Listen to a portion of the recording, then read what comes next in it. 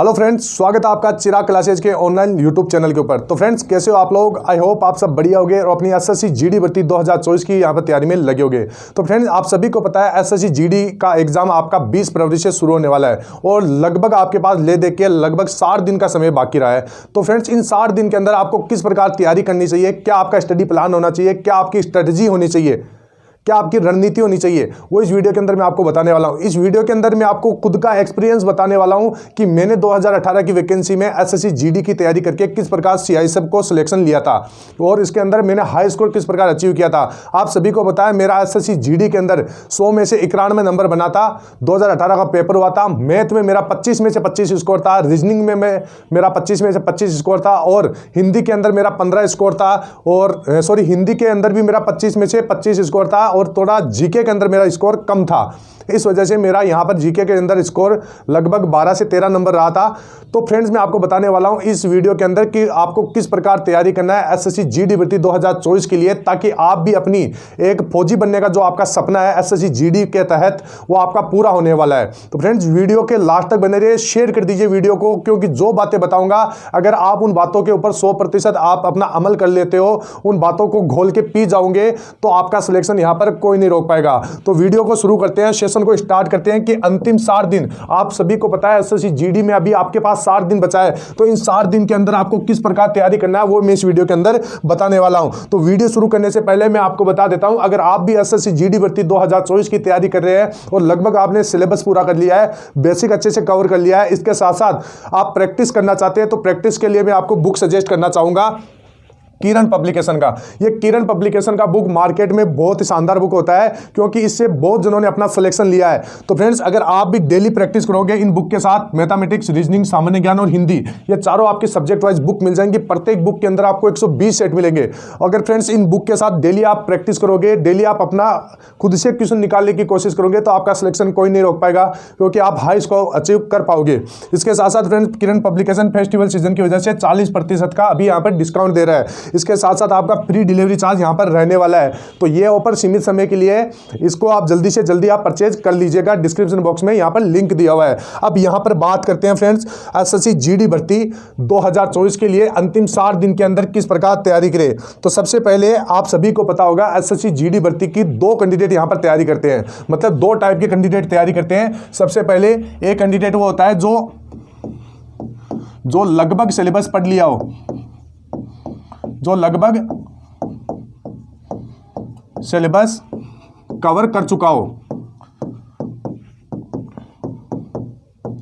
मतलब जो सिलेबस को काफी दिनों से पढ़ रहा है, काफी दिनों से सिलेबस को पूरा कर चुका हो। और एक कैंडिडेट वो होता है जो अभी तैयारी स्टार्ट की है, अभी तैयारी स्टार्ट किया है। यानी 2 प्रकार के कैंडिडेट आपने देखा होगा एसएससी जीडी भर्ती की यहां पर तैयारी करते हैं। तो फ्रेंड्स, मान लीजिए अभी आप नए स्टूडेंट हैं, अभी से आपने तैयारी शुरू की है, तो आपको किस प्रकार यहां पर आपको तैयारी करना होगा। तो सबसे पहले आपके दिमाग में एक चीज होना चाहिए कि ये अभी 2 महीना है, इन 2 महीना आपके लिए बहुत कम है, क्योंकि यहां पर 2 महीना कम है, ये आपके लिए इतना पर्याप्त नहीं है। तो इसके लिए आपको सबसे पहले क्या चीज का ध्यान रखना होगा, दिमाग में एक टाइम बना लीजिए कि मेरे को 2 महीने लगातार पढ़ते रहना है। सबसे पहले ये चीज आपके दिमाग में होना चाहिए कि 2 महीना मेरे को लगातार पढ़ लेना चाहिए। इसके बाद में मेरे को 2 महीने में सारे सब्जेक्ट की बेसिक बातें देख लेनी है। सारे सब्जेक्ट की, जैसे आपके चारों सब्जेक्ट है, उन चारों सब्जेक्ट की, सारे सब्जेक्ट की बेसिक चीजें देख लेनी है। अब फ्रेंड्स, इसका मतलब क्या होता है बेसिक चीजें देख लेनी है, यानी जैसे आपका मैथ, रीजनिंग, जीके, जीएस और हिंदी, इसमें जितने भी आपके सब्जेक्ट, जैसे ये चारों सब्जेक्ट है, इसमें जितने भी आपके टॉपिक्स होते हैं, उन टॉपिक को आपको एक बार मतलब सरसरी तरीके से देख लेना है। मतलब सारे टॉपिक्स को आपको एक बार देख लेना है, अपनी मतलब जल्दी जल्दी एक बार उसका क्विक रिवीजन कर देना है, मतलब क्विक तरीके से एक बार उसको पढ़ लेना है।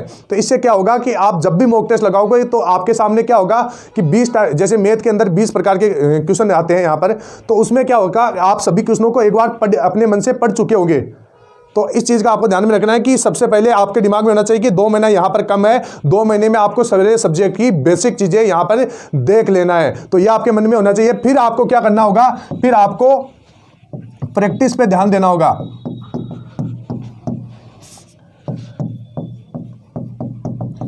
फिर आपको क्या करना होगा फ्रेंड्स, यहां पर प्रैक्टिस करना होगा। जितना भी आपने जो भी पढ़ा है प्रैक्टिस करना होगा। प्रैक्टिस के लिए फ्रेंड्स मैं आपको बता देता हूं, जैसे आप कोई भी मैंने अभी बुक बताई उन बुक से कर सकते हैं। इसके बाद में आपको क्या करना हो, लास्ट में आपको एक चीज पर ध्यान देना है, मॉक टेस्ट। बहुत ही इंपॉर्टेंट चीज होती है मॉक टेस्ट। यहां पर बहुत सारे कैंडिडेट मॉक टेस्ट लगाने से भी डरते हैं क्योंकि उनका मॉक टेस्ट में नंबर कम आता है। फ्रेंड्स मैं बता देता हूं, शुरू में जब मेरा SSC GD 2018 की मैं तैयारी करता था, जब मैं मॉक टेस्ट लगाता था उस समय 100 नंबर का पेपर आता था और मेरा पेपर के अंदर वहां पर शुरू में 50-60 नंबर तक मेरा स्कोर बन पाता था। लेकिन मैंने हार नहीं मानी थी। मैंने क्या किया था, डेली अपना 1 से 2 मॉक टेस्ट लगाता रहता था और पिछले साल के जितने भी पेपर हुए थे उन पेपरों को मैं देखता रहता था, जिससे मेरे को पता चलता था कि किस प्रकार के क्वेश्चन पूछे जा रहे हैं SSC GD के अंदर, क्या लेवल आ रहा है क्वेश्चनों का। वही लेवल में पढ़ता था और वही लेवल में मॉक टेस्ट में लगाता था।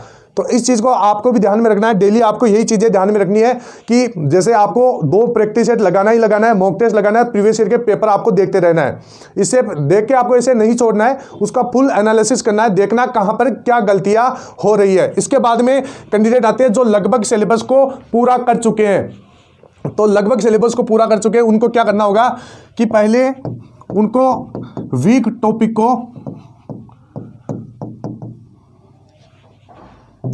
को पढ़ना है। सबसे ज्यादा उसको वीक टॉपिक को पढ़ना है जो कैंडिडेट लगभग सिलेबस को पूरा कर लिया है। वीक टॉपिक का पता कैसे चलेगा, जैसे आप मॉक टेस्ट लगाते हैं, प्रीवियस ईयर के पेपर लगाते हैं, उनमें आपको पता चलेगा कि भाई कौन सा क्वेश्चन मेरे कहां पे गलत हो रहा है। तो उससे आपको एक टॉपिक का पता चल जाएगा कि इस टॉपिक में आपका ज्यादा से ज्यादा मतलब आप इस टॉपिक में वीक हो, तो उस टॉपिक को आपको लास्ट समय में, जैसे आपने लगभग सिलेबस अभी तक पूरा कर चुके हो, तो अब आपको वीक टॉपिक को ज्यादा ध्यान देना है। ठीक है फ्रेंड्स, इस चीज का आपको ध्यान में रखना है। फिर आपको क्या करना है, फिर आपको प्रैक्टिस करना है। प्रैक्टिस, फिर आपको क्या करना है, प्रैक्टिस करना है। प्रैक्टिस आपको डेली करना होगा। आपको यहां पर छोटे छोटे टॉपिक के रूप में प्रैक्टिस करना है, या फिर आप जैसे मॉक भी लगा सकते हैं। मैं आपको बता देता हूं प्रैक्टिस के बाद प्रैक्टिस किस प्रकार करना है। आपको क्या करना है, PYQ प्रीवियस ईयर के क्वेश्चन देखना है। इसके साथ साथ आपको डेली मॉक टेस्ट लगाना है। डेली कितना, यहां पर आपको कितना मॉक टेस्ट लगाना है, डेली आपको 2 मॉक टेस्ट लगाना है। मॉक टेस्ट लगा के ऐसा नहीं छोड़ना है। मैं दोनों कैंडिडेट के लिए बोलना चाहूंगा, जो तैयारी स्टार्ट कर चुके हैं और जो तैयारी स्टार्ट कर चुके हैं और जो अभी तैयारी शुरू की है, उन दोनों कैंडिडेट को मैं बोलना चाहूंगा कि डेली आपको 2 मॉक टेस्ट लगाना है और मॉक टेस्ट लगाने के बाद उसको ऐसा नहीं छोड़ना, फुल उसका एनालिसिस करना है, देखना कहां पर क्या गलतियां हो रही है। अगर ये सारी चीजें अगर आप डेली रूटीन में सेट कर लोगे तो आपका सिलेक्शन कोई नहीं रोक पाएगा। आपका फौजी बनने का सपना कोई नहीं पूरा मतलब कोई नहीं रोक पाएगा। आप फौजी बनकर ही रहोगे अगर आप इन बातों को अपने डेली लाइफ में सेट कर लेते हो। इसके बाद में हम आगे बात करते हैं कि जो आपको एक चीज ध्यान में और रखना है, जो मतलब लगभग सिलेबस पूरा कर लिया है, रिपीटेड क्वेश्चनों को ज्यादा देखना है कि कौन से क्वेश्चन ज्यादा रिपीट हो रहे हैं। इस चीज का आपको ध्यान में रखना है। अब आपको मैं बता देता हूं, जैसे आप मॉक लगाते हैं या PYQ लगाते हैं, इसमें आपको लगाते समय किन किन बातों का ध्यान रखना चाहिए, यह आपको जानना बहुत ज़्यादा ज़रूरी है। तो फ्रेंड्स मैं आपको सबसे पहले बता देता हूं कि जब आप मॉक टेस्ट लगाते हैं तो लगा के उसको ऐसा नहीं छोड़ना है। पेपर का यहां पर आपको एनालिसिस करना है। पेपर का यहां पर फुल एनालिसिस आपको करते रहना है। इसके बाद में पेपर का एनालिसिस करने के बाद में आपको वीक पॉइंट जो भी होते हैं आपके, वीक पॉइंट को डायरी में नोट डाउन करना है।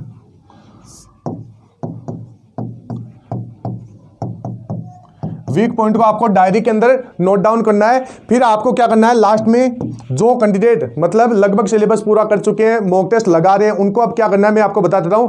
एक ही क्वेश्चन को लेकर नहीं बैठना है, एक ही क्वेश्चन को यहां पर लेकर नहीं बैठना है। यहां पर ये कैंडिडेट बहुत बड़ी गलती करते हैं। क्या करते हैं, मॉक टेस्ट लगाते हैं, कुछ क्वेश्चन उसमें हार्ड भी होते हैं, जो हार्ड क्वेश्चन है उसको लेकर बैठ जाते हैं। इससे क्या होता है, जो आपका इजी क्वेश्चन होते हैं वो इजी क्वेश्चन भी लास्ट में आपका छूट जाता है। तो ऐसी गलती आपको बिल्कुल भी नहीं करना है, यहां पर लेकर नहीं बैठना है। इसके बाद में आपको पेपर को 3 से 4 चरणों में करना है। पेपर को 3 से 4 चरणों में आपको करना है। इससे फायदा क्या होगा कि जैसे आपने पहले इजी कर लिया, फिर आपने बाद में थोड़ा सा आपको मॉडरेट लेवल के क्वेश्चनों को करना है, लास्ट में आपको हार्ड क्वेश्चनों को करना है। इससे ऐसा होगा कि जैसे आपके सामने मान लीजिए कोई क्वेश्चन हार्ड आ रहा है तो आप उसको लेकर बैठ जाओगे तो आपका मतलब जो इजी क्वेश्चन है वो छूट जाएंगे और आपका समय निकल जाएगा और आप पेपर को पूरा अटेम्प्ट नहीं कर पाओगे।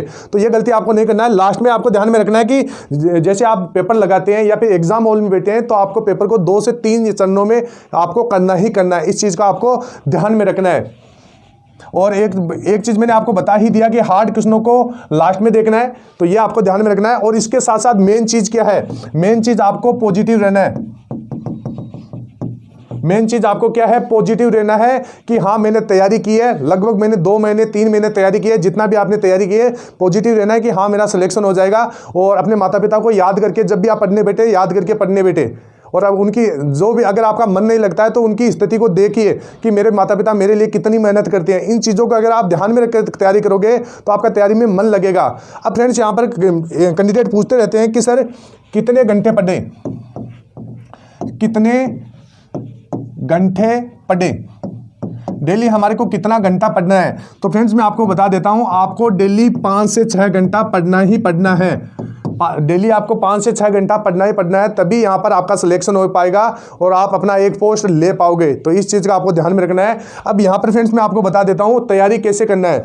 तो सबसे पहले आपको पेपर लगाते समय आसान सवालों के जवाब देना है, ये मैंने आपको बता दिया है। इसके साथ साथ जैसे सिलेबस को, जैसे आपने सिलेबस अगर आपने पढ़ लिया है तो आपको मॉक टेस्ट के ऊपर ज़्यादा ध्यान देना है। प्रीवियस ईयर के जितने भी पेपर है वो आपको देखते रहना है। तो फ्रेंड्स यही बातें हैं जो मैंने आपको बताई है। जैसे यहाँ पर मैंने इस वीडियो के अंदर आपको क्या क्या चीज़ें बताई है, ध्यान से देखना कि अंतिम 60 दिन के अंदर आपको किस प्रकार तैयारी करनी है। यहाँ पर 2 कैंडिडेट होते हैं जो लगभग सिलेबस पूरा कर लेते हैं और जो अभी तैयारी स्टार्ट किए हैं। तो इस प्रकार की 2 टाइप के कैंडिडेट होते हैं। आप किस टाइप के कैंडिडेट है, आपने तैयारी कब शुरू की, ये आप कमेंट बॉक्स में बताइए। और इसके साथ साथ फ्रेंड्स हमने पूरा कंप्लीट बैच चला रखा है एसएससी जीडी भर्ती 2024 के लिए।